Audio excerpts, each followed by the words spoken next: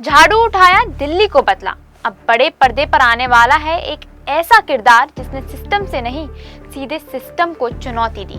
जी हाँ, अब वो कहानी जो सालों से अखबारों की सुर्खियों में रही, टीवी डिबेट्स में गूंजती रही और हर आम आदमी के दिल में एक उम्मीद बनकर बसी रही, वो अब सिनेमा के पर्दे पर आने वाली है। और इस कहानी को जीवंत बनाया है बेहतरीन कलाकार नवाजुद्दीन सिद्दीकी ने।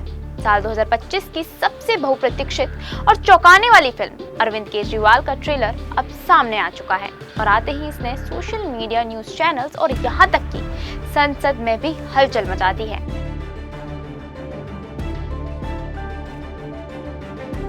ट्रेलर की शुरुआत बेहद साधारण लेकिन असरदार तरीके से होती है। एक छोटा सा ऑफिस, एक आम से दिखने वाले इंसान की साधारण कुर्सी, आंखों पर चश्मा और चेहरे पर संकल्प। वो पहले ही डायलॉग में कहता है, मैं राजनीति बदलने नहीं, साफ करने आया हूँ। बस यहीं से शुरू होता है एक ऐसे इंसान का सफर जो ना नेता था ना अभिनेता, लेकिन बना देश की सबसे बड़ी राजनीतिक चर्चा का केंद्र।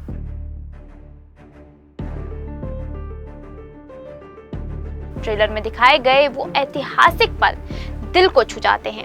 अन्ना आंदोलन की गूंज, भ्रष्टाचार के खिलाफ सड़कों पर निकली भीड़, दिल्ली का पहला विधानसभा चुनाव और फिर सत्ता के गलियारों में एक आम आदमी का संघर्ष, ये सब कुछ इतने असरदार तरीके से दिखाया गया है कि एक पल के लिए रोंगटे खड़े हो जाते हैं।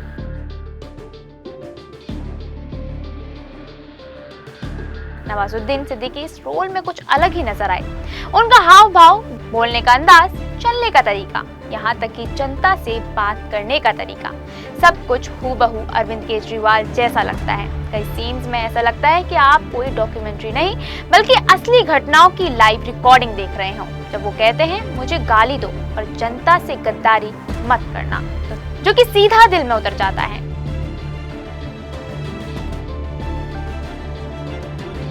इस ट्रेलर ने दर्शकों को सिर्फ एंटरटेन नहीं किया बल्कि सोचने पर मजबूर कर दिया है। क्या ये फिल्म आने वाले 2029 के लोकसभा चुनाव की भूमिका तैयार कर रही है? क्या नवाज की ये अदाकारी किसी राजनीतिक संदेश को जन्म दे रही है? क्या इस फिल्म के जरिए एक नया राजनीतिक विमर्श छेड़ा जाएगा? ट्रेलर के आखिरी में एक और दमदार डायलॉग आता है, क्रांति अभी बाकी है, जो साफ इशारा करता है कि ये कहानी यहीं खत्म नहीं होती बल्कि असली जंग तो अभी बाकी है।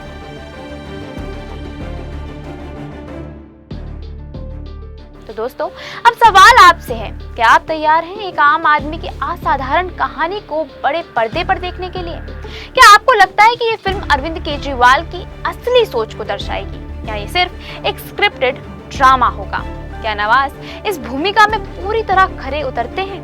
अपनी राय हमारे साथ जरूर शेयर कीजिए और अगर आपने ट्रेलर देखा है तो बताइए कि आपको सबसे ज्यादा प्रभावशाली सीन कौन सा लगा, क्योंकि अब राजनीति सिर्फ भाषणों से नहीं, सिनेमा घरों से भी बदल रही है। ये सिर्फ फिल्म नहीं, शायद एक नई शुरुआत है।